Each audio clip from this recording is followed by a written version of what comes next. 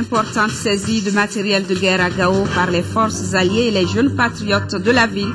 La franche collaboration de la population est sollicitée. FESPACO 2013, un film malien dans la course pour les talents. Les rois du Ségou étaient projetés hier soir. Nous irons en salle avec nos envoyés spéciaux à Ouagadougou.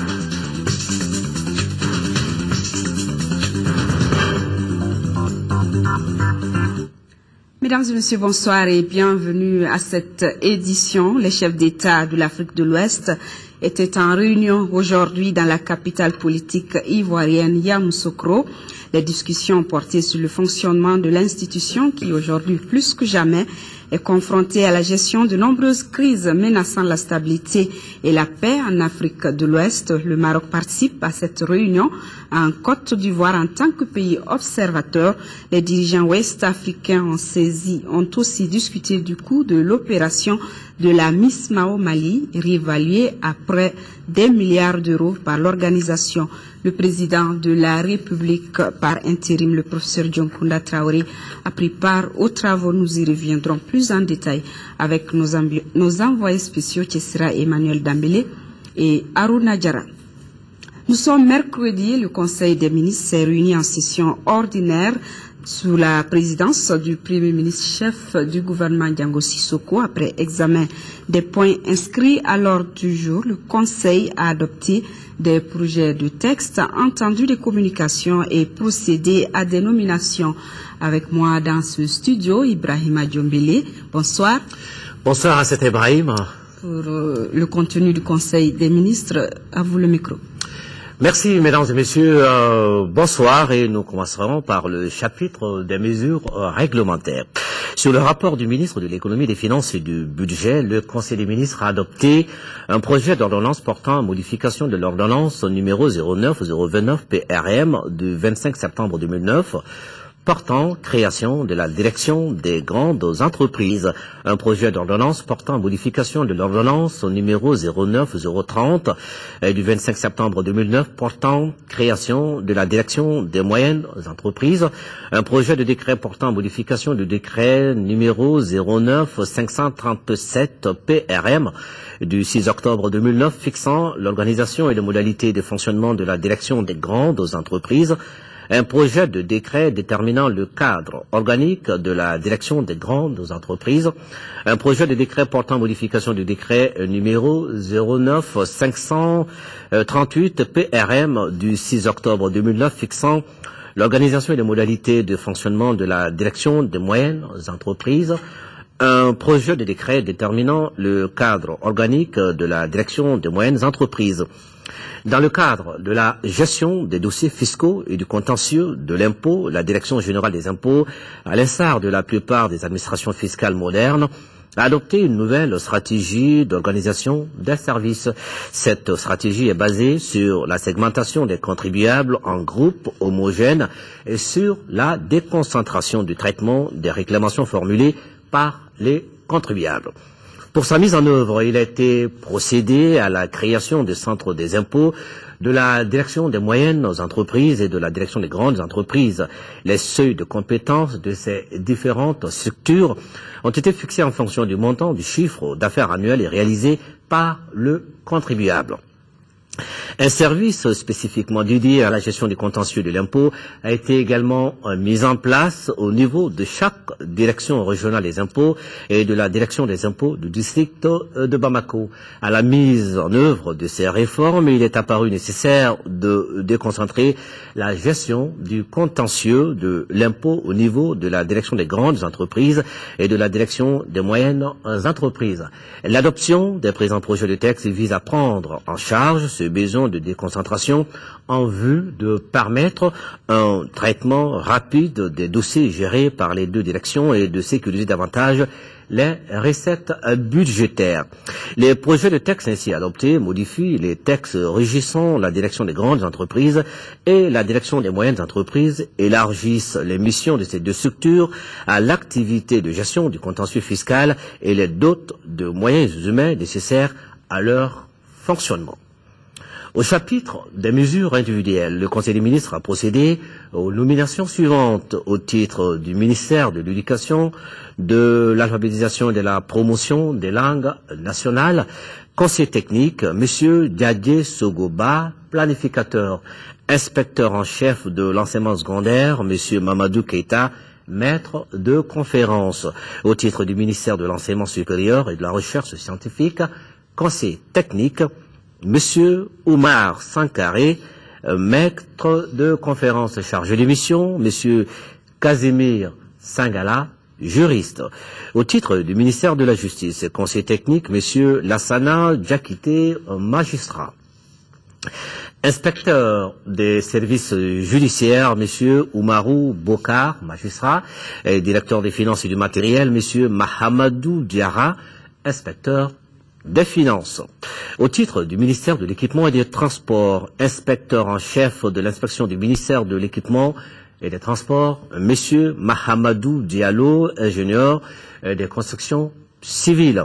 Inspecteur à l'inspection du ministère de l'Équipement et des Transports, M. Ousmane Albou Kader Touré, ingénieur des constructions civiles. Directeur des ressources humaines du secteur des infrastructures, Madame Fatoumata Bamba, administrateur civil. Secrétaire général du Conseil malien des charges des transporteurs, Monsieur Ali Diop, planificateur. Au titre du ministère de la Santé, secrétaire général, Monsieur Adama Diawara, professeur, directeur des ressources humaines du secteur santé et développement, Monsieur Idrissa Sissé, médecin. Au titre du ministère de l'Emploi et de la Formation professionnelle, secrétaire général, M. Abel Diara, magistrat. Au titre du ministère de l'Énergie et de l'Eau, conseiller technique, M. Amadou Koïta, magistrat. Au chapitre des communications, au titre du ministère des Affaires étrangères et de la coopération internationale, au titre donc du ministère des Affaires étrangères et des Maliens de l'extérieur, le Conseil des ministres a entendu une communication relative aux conclusions de la 20e session ordinaire de la conférence de l'Union africaine et de la conférence des donateurs tenue du 27 au 29 janvier 2013 à Addis Abeba. La délégation malienne conduite par le professeur Djonkunda Traoré, président de la République par intérim, a participé du 27 au 29 janvier 2013 à la 20e session ordinaire de la conférence des chefs d'État et de gouvernement de l'Union africaine et à la conférence des donateurs tenue à Addis Abeba. La conférence des chefs d'État a pris d'importantes décisions relatives notamment à la transformation de la Commission de l'Union africaine en autorité de l'Union africaine, la création d'une Cour constitutionnelle internationale, la représentation des collectivités locales dans les organes de l'Union africaine, la réduction de la mortalité et de la morbidité maternelle, néonatale et infantile en Afrique. Quant à la conférence des donateurs, elle a été une grande manifestation d'amitié et de solidarité en faveur du Mali. Au cours de cette conférence, 51 pays sont intervenus soit pour faire des annonces fermes de contributions financières de montant global de 455 millions 53 000 $ US, soit pour faire des annonces de contributions en nature ou pour faire part de leur disponibilité à aider le Mali dans un cadre à définir de façon bilatérale. Au titre du ministre du Commerce et de l'Industrie, le Conseil des ministres a examiné une communication relative au projet d'appui aux commerçants détaillants, troisième phase, Pacte 3. Dans le but d'assurer la modernisation du commerce de bétail dans notre pays, d'améliorer les revenus et les conditions de vie des commerçants détaillants et de contribuer à la réduction de la pauvreté, le gouvernement a initié le projet d'appui aux commerçants détaillants de son démarrage en juin 2005. À ce jour, le projet a connu 2 phases qui ont bénéficié dans leur mise en œuvre de l'appui financier de l'État. La première phase, qui a couvert la période 2005-2008, a permis la création de 18 centres de gestion agréés, la formalisation des activités de commerçants détaillants et leur formation en comptabilité simplifiée, le financement des activités du commerçant détaillant pour un montant de 1 375 000 francs CFA. La deuxième phase, 2009-2011, avec une extension sur l'année 2012 s'est inscrite dans la dynamique de consolidation des acquis de la première phase et d'ouverture à d'autres commerçants détaillants installés dans les marchés. Elle a en outre permis la sensibilisation des commerçants sur toute l'étendue du territoire national sur les bonnes pratiques en matière d'hygiène des aliments et des lieux de vente, la distribution de sacs de paniers biodégradables dans les marchés et dans les ménages et l'installation d'étals dans des marchés à l'intérieur du pays. Et l'évaluation de la deuxième phase du projet a cependant relevé quelques insuffisances et contraintes qui nécessitent pour leur correction l'élaboration de nouvelles conventions de partenariat, de financement et l'harmonisation des conditions d'octroi des prêts par les banques. Elle nécessite également l'implication des centres de gestion agréés dans le suivi du remboursement des prêts et des directeurs des centres de gestion agréés dans la mise en œuvre des activités des 10 centres. Le document de la troisième phase du projet d'appui aux commerçants détaillants, objet de la présente communication, prend en compte ces recommandations. Aussi, la troisième phase qui couvrira la période 2013-2015 aura pour objectif d'assurer l'encadrement et la formalisation des activités de 25 000 commerçants détaillants, dont au moins 60% des femmes sur l'ensemble du pays.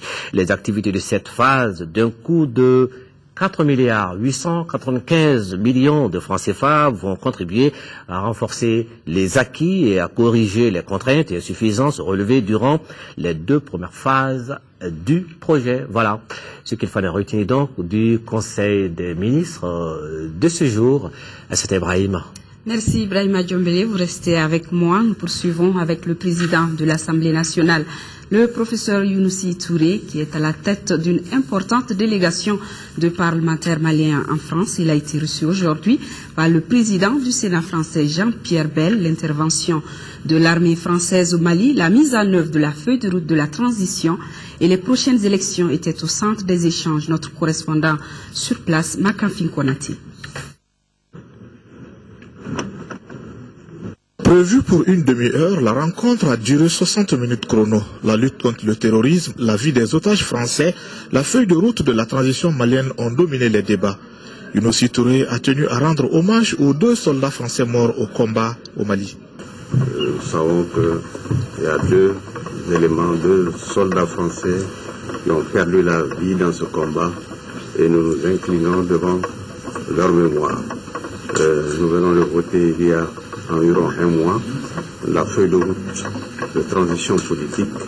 Nous avons donné le maximum d'explications, n'est-ce pas, à nos amis du Sénat, pour leur montrer que le Parlement malien est engagé pour la mise en application de cette feuille de route, parce qu'il est important que le Mali réussisse, n'est-ce pas, ces élections. Selon Jean-Pierre Bel, le consensus des élus français doit guider le peuple malien dans sa quête de stabilité.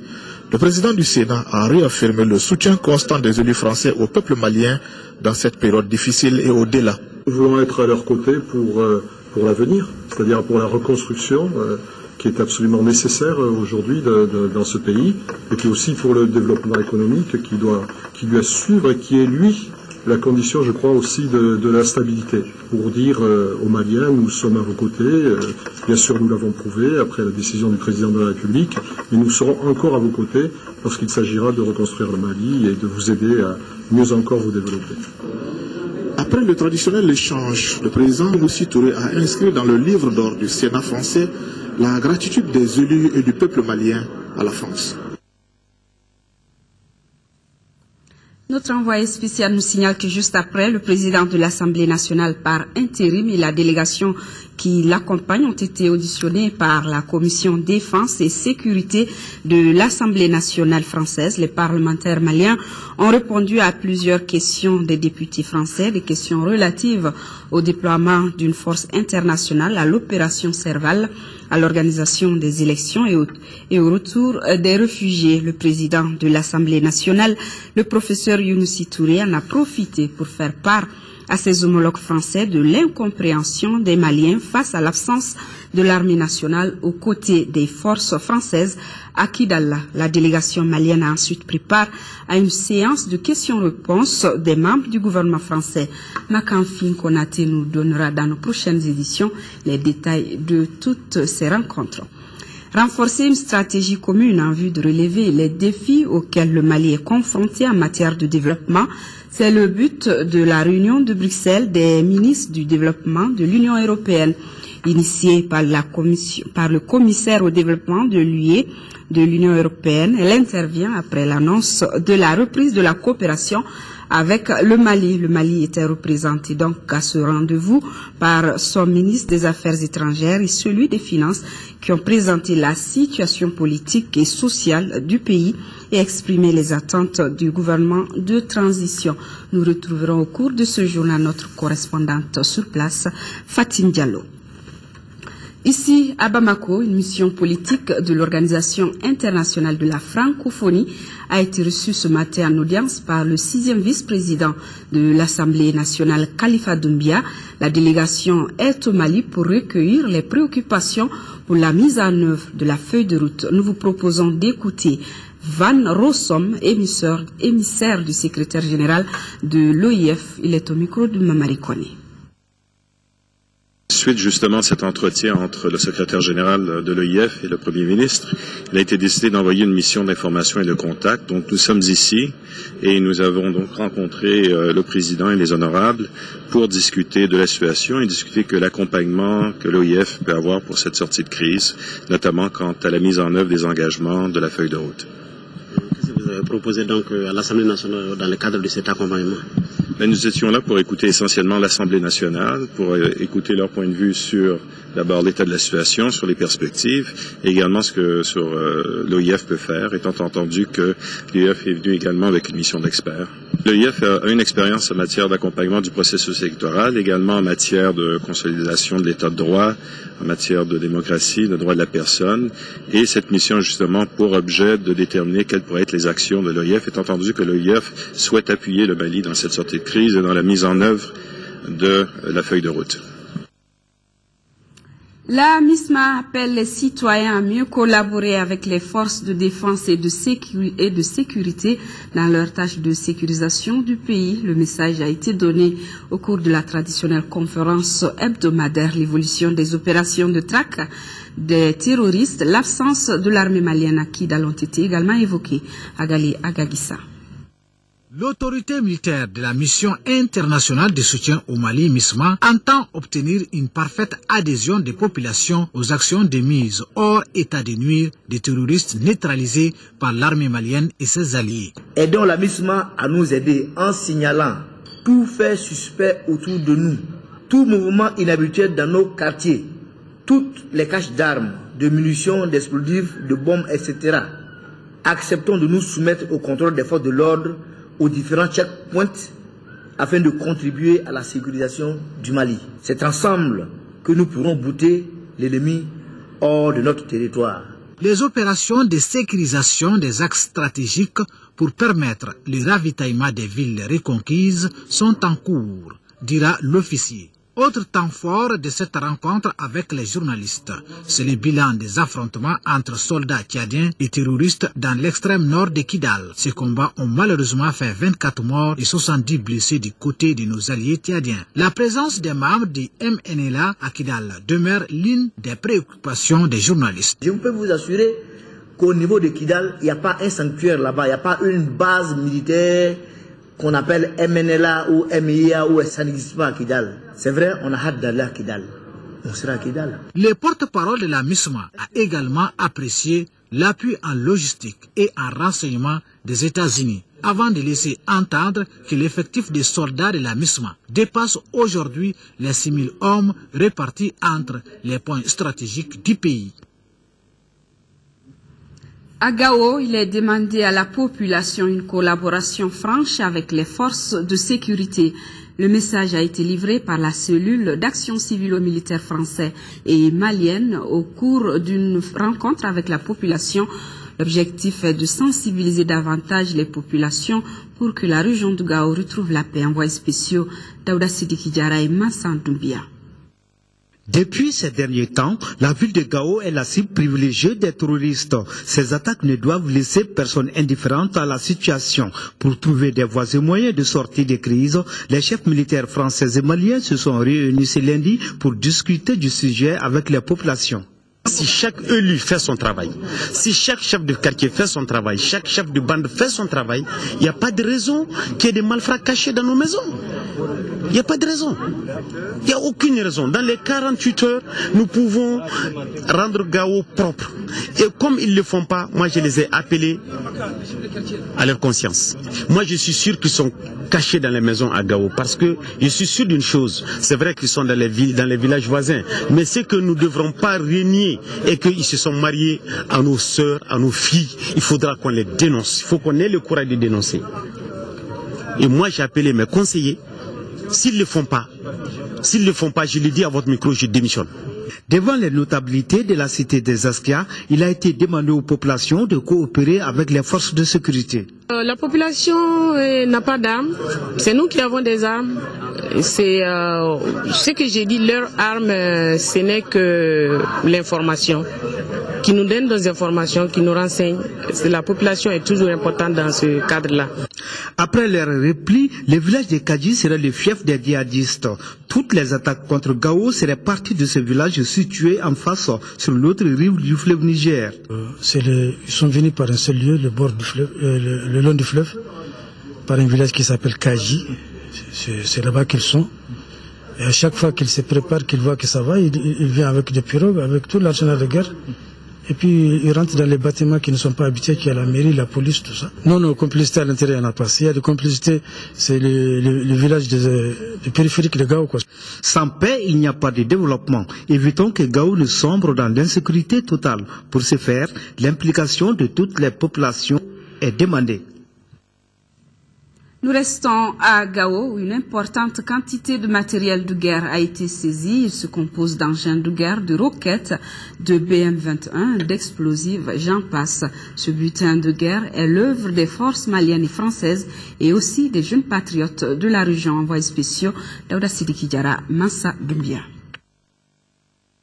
Véritable scène d'exposition de butin de guerre. Ces engins et munitions ont été en partie saisis sur l'ennemi pendant les différents combats. Aussi, les combattants du Moujiao dans l'air débandante ont fui laissant derrière eux des caisses de munitions, des armes et même des bennes dans la ville, ce qui représentait un danger permanent pour les populations.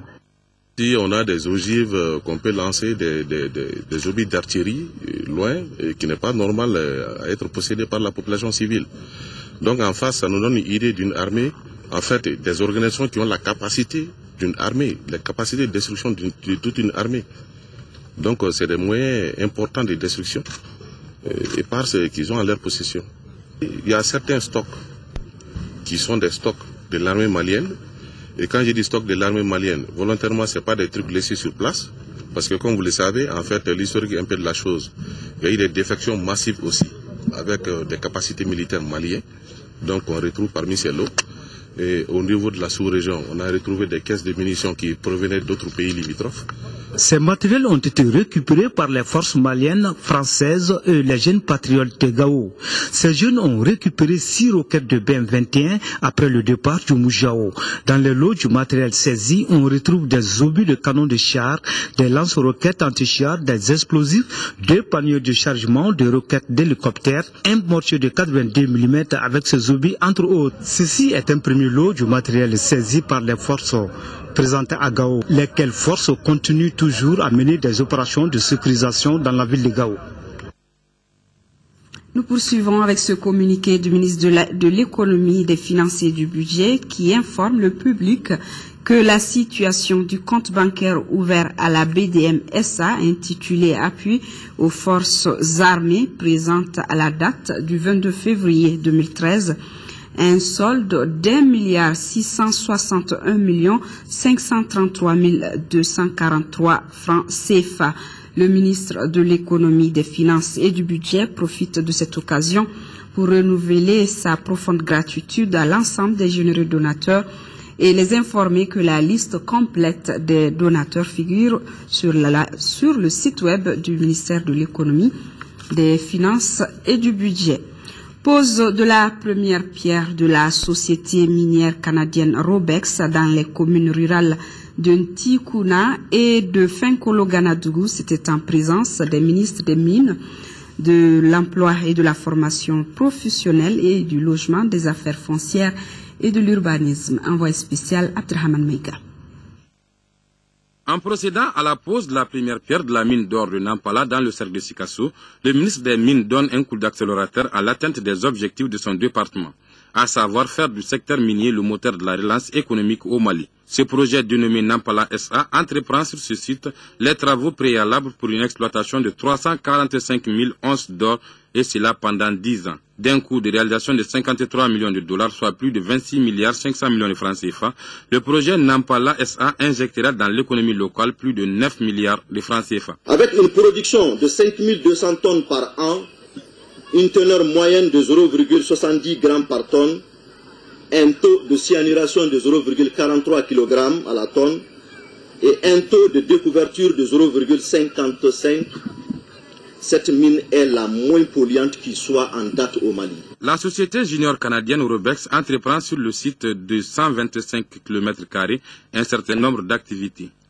notamment la construction des infrastructures d'exploitation de la mine d'or, des bureaux et des logements pour les cadres et les travailleurs chargés de la construction et de l'exploitation de la mine. Une mine dont la production annuelle est estimée à 2 tonnes d'or. Nous devons tous, ensemble, nous employer à soutenir activement la société Robex ainsi que toutes les autres compagnies minières en activité dans notre pays pour transformer tous ces travaux en cours de réalisation concrète pour le bonheur des populations locales et le développement économique, social, harmonieux de notre pays. En plus de cette production minière, Nampala SA créera prochainement 1200 emplois, dont 200 permanents, de quoi réjouir le département de l'emploi et de la formation professionnelle. Je peux vous dire toute ma satisfaction aujourd'hui de voir que les jeunes qui sont tout autour de cette mine seront utilisés et d'autres jeunes encore du Mali seront utilisés au niveau de cette mine.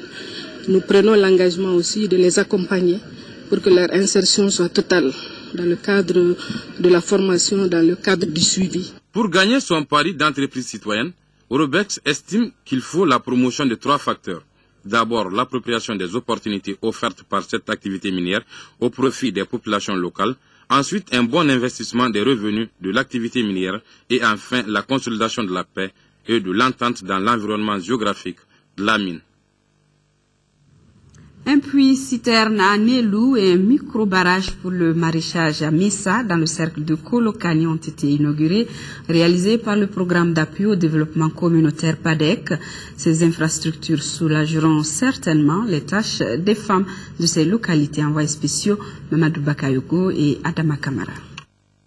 Les populations de Nélou, dans la commune de Sagabala, dans le cercle de Kolokani, ont désormais accès à l'eau potable pendant les 12 mois de l'année. Nélou dispose désormais d'un puits-citerne. Qu'est-ce qu'un puits-citerne? Il y a un puits sur lequel est monté un portique qui permet de puiser avec des poulies.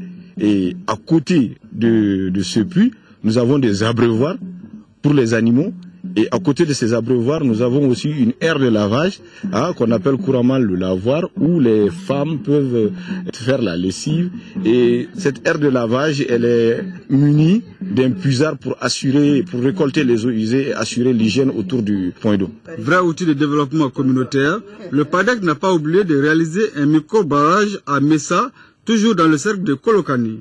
Et la montée de la nappe phréatique va permettre de faire des puits maraîchers. Et à partir de ça, ils vont faire du maraîchage, en tout cas pour augmenter les revenus. Un tel barrage, c'est pour lutter contre la pauvreté. Et que tous ensemble, nous puissions, à la fois dans le cadre des collectivités, mais aussi dans le cadre des communes et au niveau de l'Assemblée, que nous puissions mener un plaidoyer pour montrer l'impact de ce projet sur le développement au niveau de la base. Et c'est ça par là que ça commence et je pense que c'est là aussi que ça se termine. Donc moi je dirais que je suis très très satisfait aujourd'hui d'avoir fait le tour de ces différents villages. Et vous avez vu le temps qu'il faut traverser pour y aller. Mais ce n'est qu'un plaisir pour nous parce qu'à la fin, vous avez en face de vous une population qui exprime sa satisfaction. Avec ces micro-barrages, les investissements du programme d'appui au développement communautaire PADEC s'élèvent à plus de 400 millions de francs CFA dans la région de Koulikoro. Et cette nouvelle, pour poursuivre cette édition, le ministre de l'Énergie et de l'Eau était en mission à Soubré, dans le sud-ouest ivoirien. Par cette visite, Makan Tunkara répondait à l'invitation de son homologue ivoirien pour la pose de la première pierre du barrage hydroélectrique sur le fleuve Sassandra d'un coût de 331 milliards de francs CFA. L'ouvrage, dont les travaux vont durer 56 mois, fournira à terme 275 mégawatts de puissance, d'où son intérêt dans le cadre de l'interconnexion des réseaux électriques entre le Mali et la Côte d'Ivoire. Auparavant, le ministre Tunkara a participé à Lyon, en France, au salon organisé par l'Agence de développement des entreprises en Afrique et en Europe. Renforcer une stratégie commune en vue de relever les défis auxquels le Mali est confronté en matière de développement, c'est le but de la réunion de Bruxelles des ministres du développement de l'Union européenne. Initiée par le commissaire au développement de l'Union européenne, elle intervient après l'annonce de la reprise de la coopération avec le Mali. Le Mali était représenté bien évidemment à ce rendez-vous par le ministre des Affaires étrangères et celui des Finances qui ont présenté la situation politique et sociale du Mali et exprimé les attentes du gouvernement de transition. Fatim Diallo depuis Bruxelles. Après l'annonce de la reprise de la coopération de l'Union européenne, il était opportun que les deux parties échangent leurs vues pour une approche cohérente et globale dans la gestion de l'aide de l'Union européenne en faveur du Mali. Il y a eu plusieurs objectifs. Le premier, bien sûr, c'est renforcer notre aide de coopération, aide humanitaire, parce qu'il y a besoin qu'il faut répondre très vite. Le deuxième, pour assurer les pays membres que notre méthode proposée aussi utiliser appui budgétaire pour renforcer les capacités des gouvernements maliens pour répondre aux crises, pour répondre aux besoins est très important et nous avons les capacités des gouvernements garder l'implémentation feuille de route et aussi garder de tous les risques fiduciaires et c'est pourquoi je très apprécie la participation des ministres dans cette réunion. Et troisième, c'est pour préparer la conférence des bailleurs de fonds parce que tous les pays membres doivent demander au Parlement encore les moyens pour soutenir Mali. La rencontre qui regroupait les ministres de la coopération des 27 États membres autour du commissaire Pibals a permis au ministre des Affaires étrangères et celui des Finances de faire le point de la situation économique et sociale du Mali et de faire savoir les attentes du pays. Aujourd'hui, ils avaient une réunion entre eux, 26 février, une réunion entre eux pour discuter de comment ils vont mettre en œuvre cette action, c'est-à-dire l'octroi au Mali de ces 250 millions d'euros. Et ils nous ont fait l'honneur de nous inviter, le ministre des Affaires étrangères et moi-même, pour venir exposer la situation au Mali, dire en quoi est-ce que le Mali a besoin de ces 250 millions d'euros et quelles sont les dispositions prises par nous au Mali pour prendre en charge les préoccupations qui sont celles de la Commission, mais celles aussi des populations dans les 27 pays membres de l'Union. Au cours des échanges, les ministres de la coopération des États membres de l'Union européenne ont soulevé un certain nombre de préoccupations relatives à la gouvernance, au dialogue sur la paix et la réconciliation et aux droits de l'homme. Des préoccupations auxquelles le gouvernement de transition reste très attentif. Aujourd'hui, nos collègues ministres du développement avaient un certain nombre de questions à nous poser.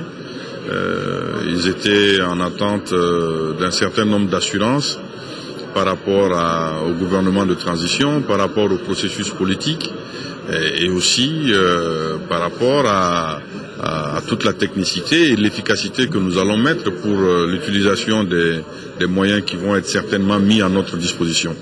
Les États de l'Union européenne ont également souhaité que les autorités du Mali mettent en place une stratégie pour que les actions répondent mieux aux exigences de développement. Pour nous, c'est très important de reprendre aussi rapidement que possible la coopération avec le Mali, avec l'Union européenne et aussi les autres pays partenaires qui étaient déjà là avant, pour justement sortir le pays aussi rapidement que possible de cette situation très déplorable à tous les niveaux, aussi bien politique, économique et social, pour vraiment donner tout le soutien possible à la population. La partie malienne a adhéré au principe de conditionnalité pour la moralité des dépenses et donné l'assurance que le gouvernement de transition trouvera les voies et moyens d'assurer un dialogue intra- et intercommunautaire. Voilà l'Europe au chevet du Mali. La CEDEAO également, je vous l'annonçais en début du journal, les chefs d'État de l'Afrique de l'Ouest étaient réunis aujourd'hui dans la capitale politique ivoirienne Yamoussoukro. Les discussions portaient bien évidemment sur la crise malienne et aussi sur le fonctionnement de l'institution. Nos envoyés spéciaux à Abidjan, à Yamoussoukro, Tessira Dambélé et Aruna Diarra.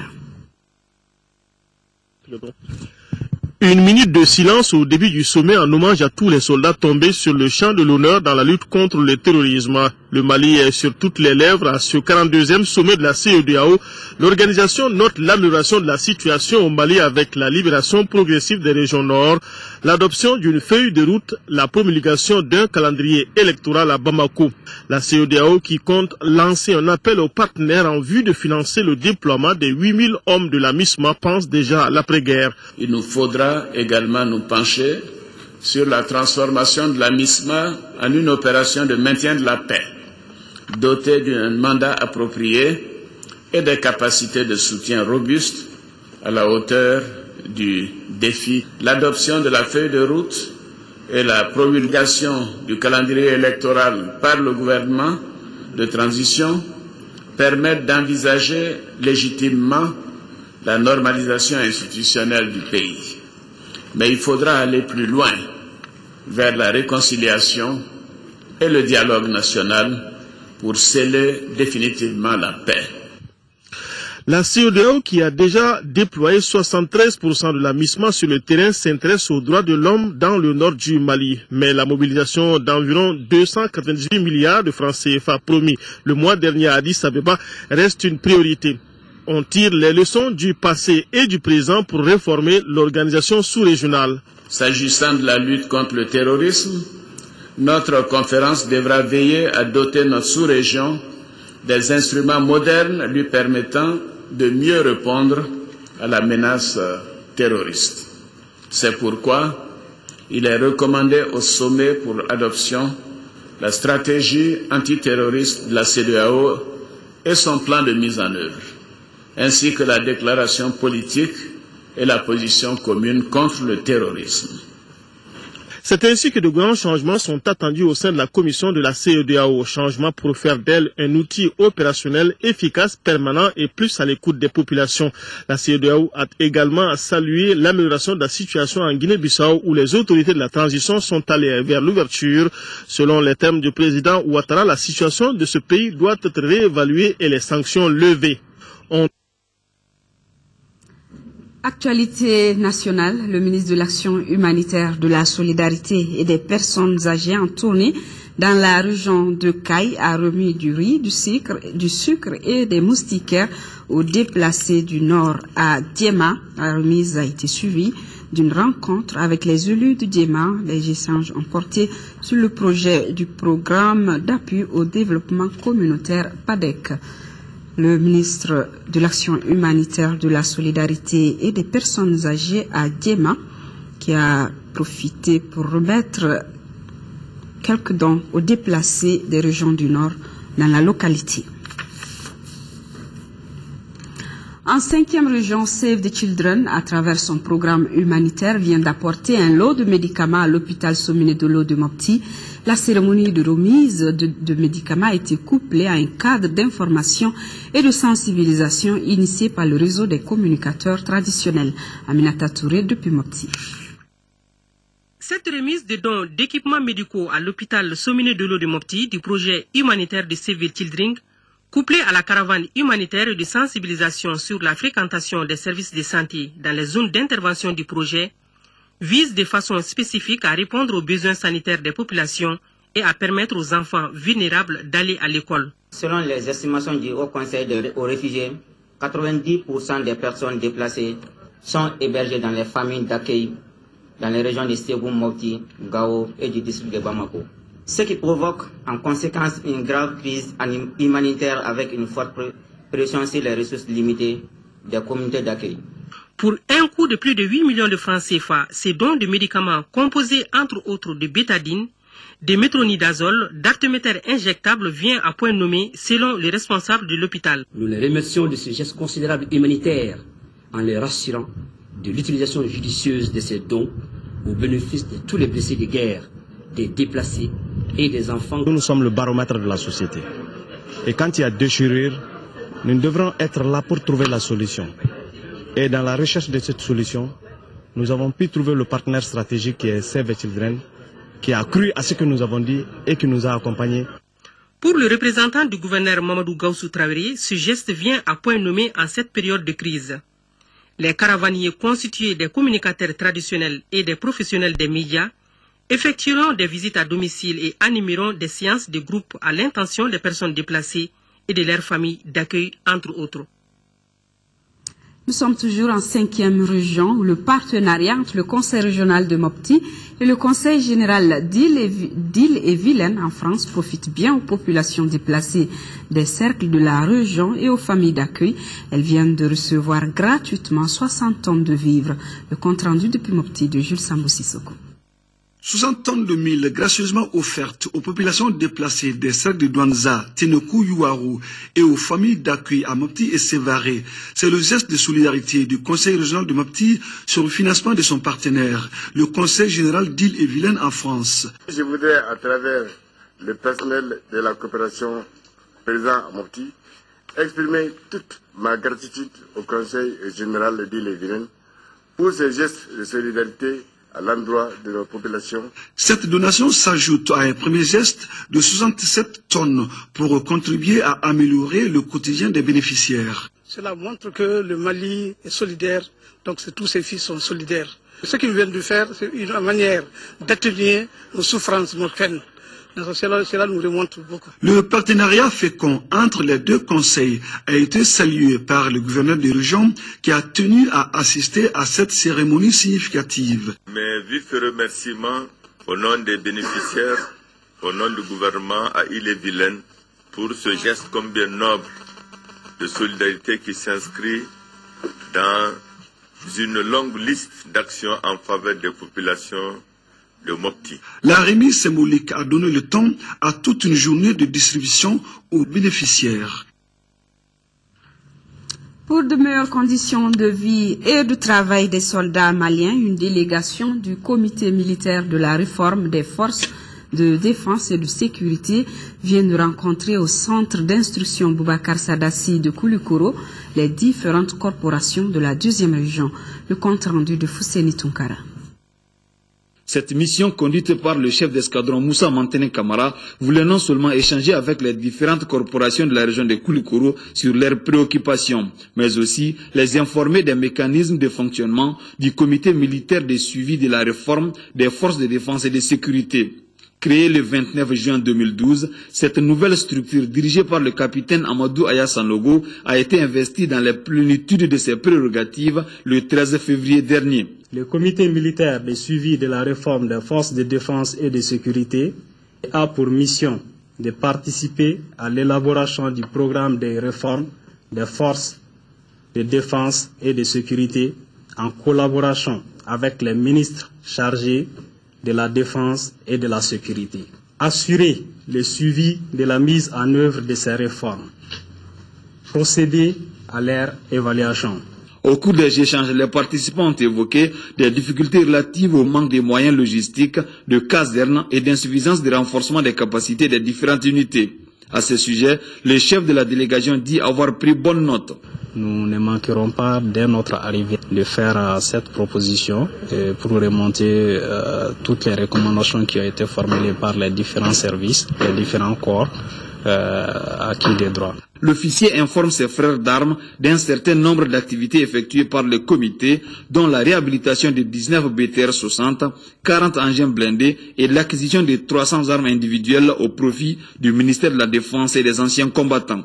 Auparavant, la mission avait été reçue par le gouverneur de la région de Koulikoro. À Sikasso, les femmes de la Convergence pour le développement du Mali CODEM apprennent sur les droits et devoirs des citoyens dans une démocratie. C'était au cours d'une journée d'échange dont le compte-rendu est signé Sisseko Konati. Par l'organisation de cette journée d'échange à l'intention des femmes de la Convergence pour le développement du Mali de Sikasso, le parti de la Kenoué, à travers son organisation féminine, veut combler un vide au plan de la formation des militantes et militants appelés à animer les structures du parti à travers la région.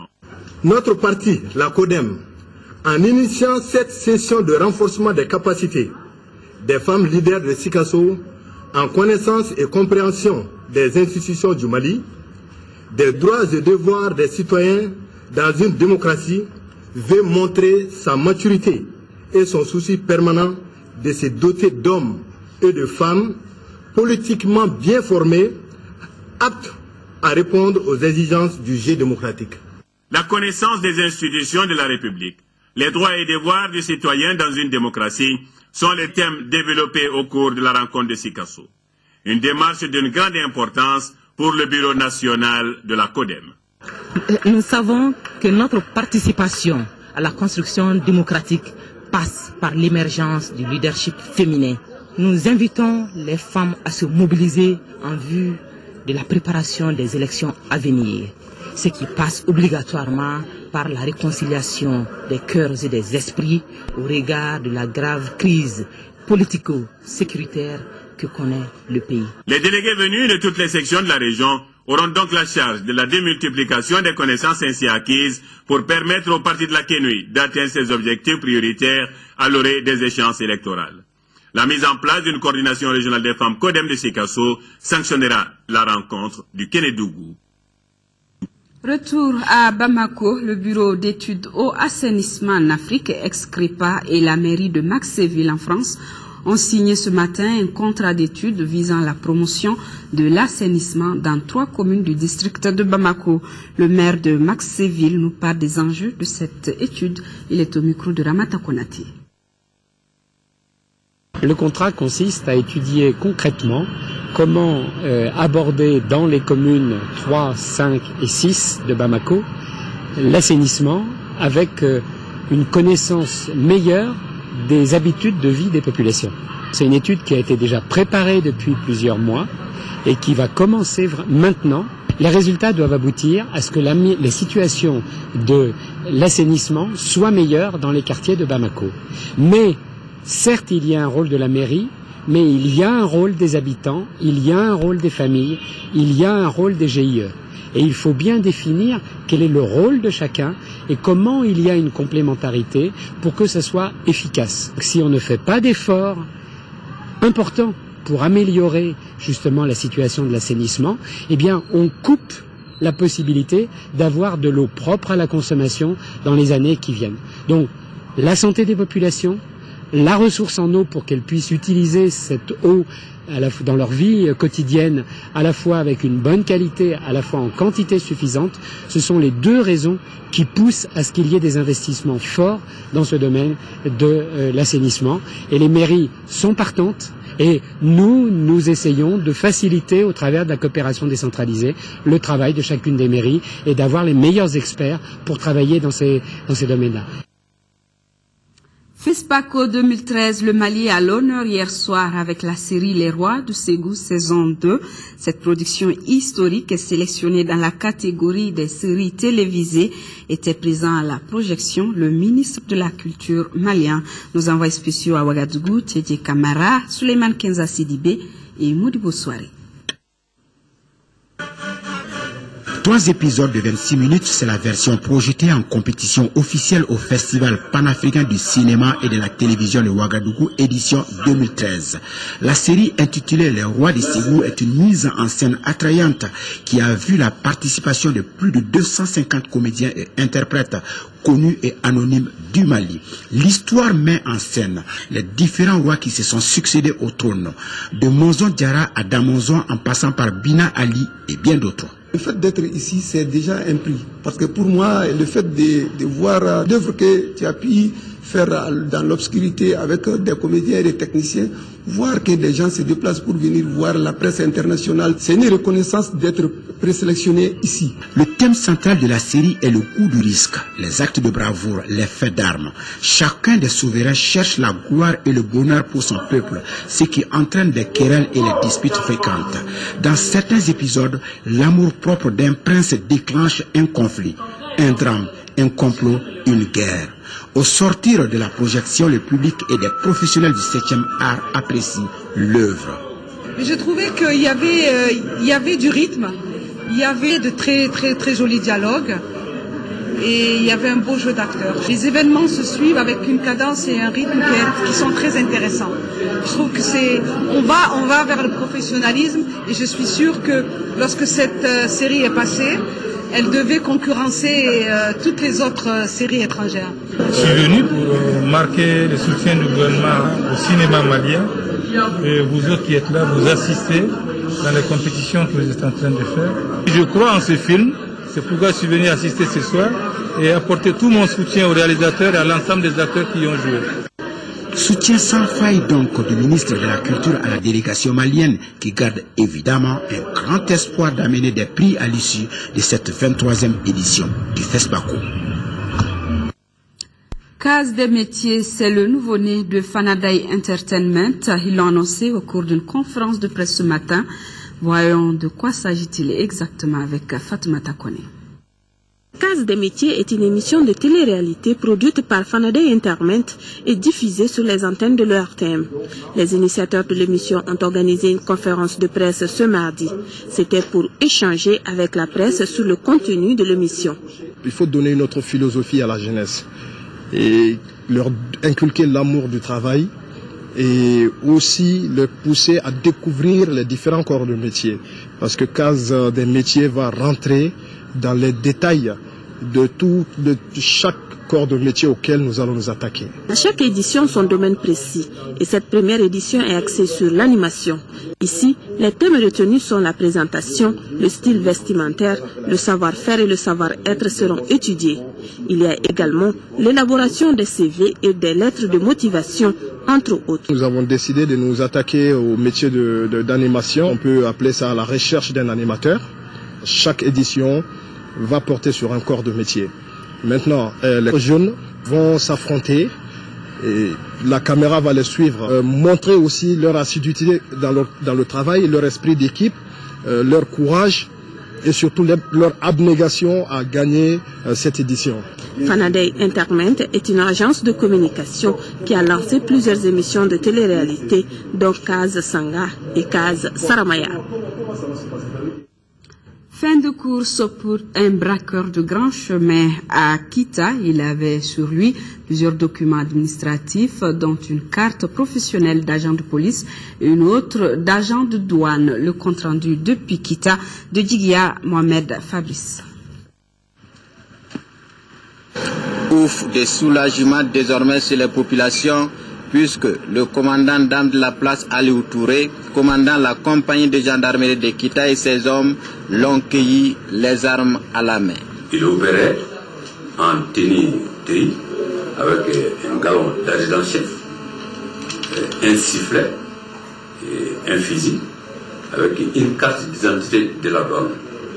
Et à ce niveau, il prétend être un agent de la douane au poste avancé. Et à ce titre-là, tous les employeurs guinéens qui devaient rentrer au Mali, eh bien, pour se diriger sur le site de paillage de Kényaba, devaient se présenter à lui afin de payer une amende de présentation. Ce braqueur avait sur lui 5 téléphones portables, un fusil de chasse et cartouche, une moto Sanelli, un appareil photo, une carte d'identité nationale, une carte professionnelle d'agent de police et une autre carte professionnelle d'agent de la douane.